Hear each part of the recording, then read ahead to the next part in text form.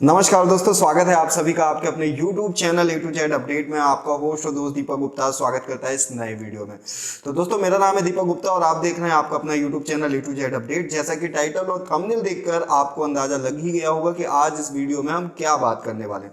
हालांकि एक दो दिन से इस टॉपिक पे ऑलरेडी इतने सारे वीडियो बने हुए हैं, तो प्लीज इस वीडियो को ये सोचकर इग्नोर मत कर दीजिएगा कि इसमें भी मैं वही घिसी पिटी बातें करूंगा, वही चीजें रिपीट करूंगा कि बाइक टैक्सी दिल्ली में बैन हो गई है, लाखों लोगों का रोजगार चला गया है, आपको 5,000 10,000 रुपए का जुर्माना होगा, 3 महीने की जेल होगी, लाइसेंस रद्द होगा। जी नहीं दोस्तों, ये सब तो ऑलरेडी आप सुन चुके हो। बहुत सारे वीडियोस हैं जिसके ऊपर ऑलरेडी ये सब चीजें बताई गई हैं कि दिल्ली सरकार द्वारा बाइक टैक्सी सर्विसेज को पूरी तरीके से बैन कर दिया गया है। इसके पीछे का रीजन क्या है, इसके पीछे की वजह क्या है, ये भी आप लोग थोड़ा बहुत जानते होंगे। पर व्हाट इज नेक्स्ट, अब करना क्या है? सरकार ने बिना सोचे समझे समस्या बताते हुए इस चीज को बंद तो कर दिया, लेकिन इसका समाधान क्या किसी को पता है? जी नहीं दोस्तों। तो यदि आप भी इसी का समाधान ढूंढ रहे हैं और आप इसी का समाधान जानना चाहते हैं कि इसके पीछे का समाधान क्या है और कैसे इस समस्या से निपटा जा सकता है, तो इस वीडियो को अंत तक जरूर देखिएगा, क्योंकि इस वीडियो के माध्यम से मैं अगेन आपके साथ कुछ फैक्ट और इंपॉर्टेंट जानकारी शेयर करने वाला हूं। तो चलिए दोस्तों, बिना देर के आज के वीडियो को शुरू करें उससे पहले आप सभी से एक छोटी सी रिक्वेस्ट की, यदि आपने चैनल को अभी तक सब्सक्राइब नहीं किया है तो मेक श्योर इसको सब्सक्राइब कर लीजिए। वीडियो अच्छा लगे तो लाइक कीजिए और आगे भी लोगों तक शेयर कीजिएगा। तो चलिए बिना देर करे आज के वीडियो को शुरू करते हैं।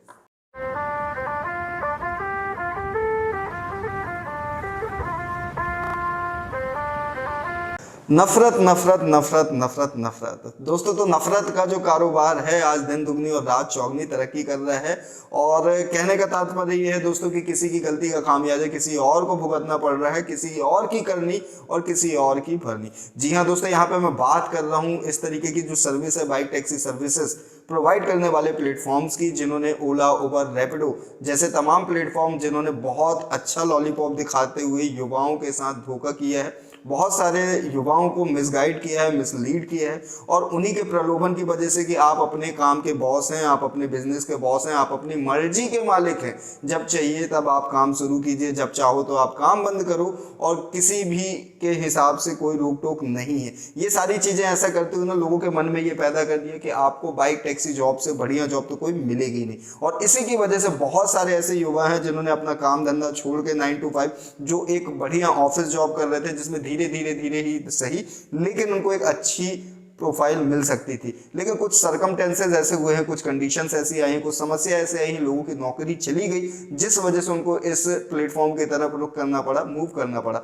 लेकिन उसके बावजूद लोगों की संख्या इसके लिए तमाम बढ़ती गई, बहुत सारे लोगों का प्यार मिला, सपोर्ट मिला, चीज बहुत अच्छे से ग्रो भी हो गई। लेकिन उसके बावजूद भी कंपनियों ने कुछ पैसों की खातिर, कुछ पैसा बचाने की खातिर तमाम नियम शर्तों को ताक पे रखते हुए, धज्जियां उड़ाते हुए इस काम को आगे कंटिन्यू जारी रखा। और कहते हैं ना कि भगवान के घर देर है लेकिन अंधेर नहीं है। कब तक आप किसी भी गलत काम को गलत तरीके से करते जाओगे और कोई भी आपके ऊपर उंगली नहीं उठाएगा, ऐसा तो कभी होता ही नहीं है। और ऐसा ही हुआ बाइक टैक्सी सर्विसेज प्रोवाइड करने वाली कंपनियों के साथ। जैसा कि कुछ ही दिनों पहले आपने देखा कि महाराष्ट्र सरकार ने भी पूरे महाराष्ट्र में बाइक टैक्सी सर्विसेज को बैन कर दिया। रीजन ये है क्योंकि बाइक टैक्सी सर्विस रन करने के लिए कुछ नियम कायदे कानून बनाए गए हैं, और यदि वो कंपनियां इन नियम कायदे कानूनों को नहीं मानेगी तो वो पूरी तरीके से सर्विस को नहीं रन कर पाएगी। कि आप अपने प्राइवेट नंबर से किसी भी कमर्शियल एक्टिविटी को परफॉर्म नहीं कर सकते। और किसी भी कमर्शियल एक्टिविटी की बात करें तो यहाँ पे फूड डिलीवरी या फिर पार्सल डिलीवरी की बात नहीं कर रहे हैं, क्योंकि जब तक आप as a carrier, as a taxi आप अपनी बाइक का यूज नहीं करते हो तब तक वो इलीगल नहीं है। लेकिन जैसे ही आप एक एग्रीगेटर के तहत किसी भी पैसेंजर को अपने प्लेटफॉर्म पर, अपने बाइक पर एक स्थान से दूसरे स्थान तक ले जाते हैं और उसके एवज में पैसे लेते हैं, तो फिर पूरी और पूरी जिम्मेदारी आपकी होती है और ये सर्विस टैक्सी सर्विस कहलाती है। और इसके लिए मैंडेटरी है कि आपके व्हीकल का कमर्शियली लाइसेंस होना चाहिए, येलो नंबर प्लेट रजिस्ट्रेशन होना चाहिए और आपकी बाइक का टैक्सी परमिट होना चाहिए। तो इसी चीज को ध्यान रखते हुए दिल्ली सरकार की भी आंखें खुल गई और उसके भी कान खड़े हो गए, ये जानकर कि ये तो भैया लाखों करोड़ों का व्यापार है और इस व्यापार को अवैध रूप से चलाया जा रहा है, तो अब करना क्या है। लेकिन इससे दिक्कत ये है दोस्तों कि जब तक आप समाधान नहीं देंगे तो जो लोग इस तरीके के काम को कर रहे हैं और इस काम को आगे भी करना चाहते हैं तो उनके पास लीगली कोई भी जरिया नहीं है कि वो उस काम को कैसे कंटिन्यू करें। हालांकि यहाँ पे दोस्तों क्लियरली मैं बता दूं आपको कि बाइक टैक्सी सर्विस ये इलीगल नहीं है, लेकिन इसको जिस तरीके से चलाया जा रहा है वो एक इलीगल ऑफेंसिव तरीका है।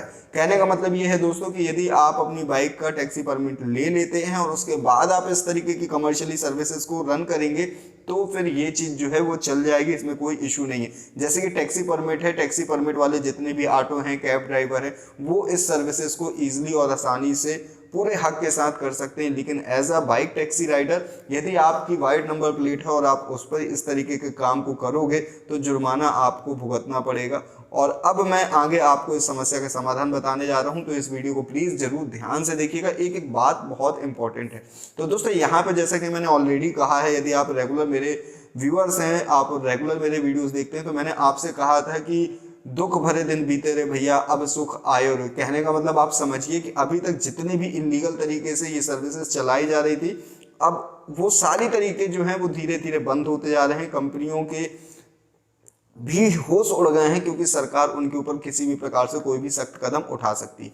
अब ये जो एरिया है, ये जो कैटेगरी है, या फिर हम इस जॉब सेक्टर की बात करें तो ये इसमें बहुत बड़ी संभावना है। ये समझ लीजिए कि यहाँ पे करोड़ों अरबों रुपए का बिजनेस जो है लोगों का हो रहा है। ओला, उबर और रैपिडो जैसी कंपनियां, नहीं तो इनको ज़रूरत नहीं थी, ये टू व्हीलर के सेगमेंट में आती। और सबसे बड़ी चीज़ ये है कि यहाँ पे आपको जो पब्लिक है, पब्लिक की डिमांड है वो भी बहुत ज़्यादा है, क्योंकि ये इतना इकोनॉमिक तरीका है आपको घर से पिक करना और आपकी डिज़ायर्ड लोकेशन तक बिल्कुल डोर स्टॉप जो सर्विस है वो प्रोवाइड करना। ये लोगों की पसंद बन चुका है, पहली पसंद बन चुका है। यदि आप मेट्रो सिटीज़ में हैं और आपको ईजिली ओला, उबर की राइड अवेलेबल हो जाती है तो कोई भी व्यक्ति कैब या फिर पब्लिक ट्रांसपोर्ट का यूज़ नहीं करता, क्योंकि यहाँ पे सबसे पहली चीज़ आपको सर्विस मिल जाती है, दूसरी चीज़ आपका यहाँ पे टाइम सेव हो जाता है, तीसरी चीज़ आप सेफली उस जगह तक पहुँच सकते हैं, और चौथी चीज़ इसके लिए आपको पैसा भी बहुत कम देना पड़ता है। तो दोस्तों यहाँ पे टाइम की वैल्यू है, पैसे की वैल्यू उतनी नहीं है, इसलिए ये सर्विस की जो डिमांड है,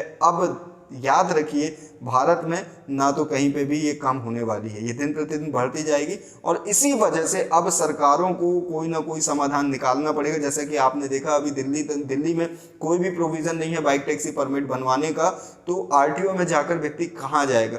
जो भी व्यक्ति यदि इस काम को फुल टाइम सीरियसली करना चाहता है तो उसके लिए ये बहुत बड़ी समस्या है, क्योंकि उसके पास कोई दूसरा जरिया नहीं है। इसके पीछे की वजह ये है कि बहुत सारे ऐसे लोग हैं जो अपना गाँव परिवार छोड़कर दिल्ली या दिल्ली जैसे शहरों में इसलिए आए थे कि चलो वो अपनी बाइक के माध्यम से, उन्हें ड्राइविंग आती है, उनके पास ड्राइविंग लाइसेंस है, उनके पास व्हीकल है, तो इस तरीके से वो बेरोजगार घर में बैठकर समय काटने की बजाय कुछ पैसे अर्न कर लेंगे। और यहाँ पे इसके द्वारा कुछ पैसे नहीं, एक आप अच्छी खासी सैलरी जो कि 9 to 5 जॉब करने वाले लोगों की होती है, उतना ही पैसा आप बड़ी आसानी से कमा सकते थे, और वो भी अपनी मर्जी के हिसाब से। तो ये युवाओं की भी पहली पसंद है। लेकिन दोस्तों निराश नहीं होना चाहिए, जहाँ पे निराशा है उसके बाद जरूर आशा है। ये तो थोड़ा सा वेट एंड वॉच करने की ज़रूरत है।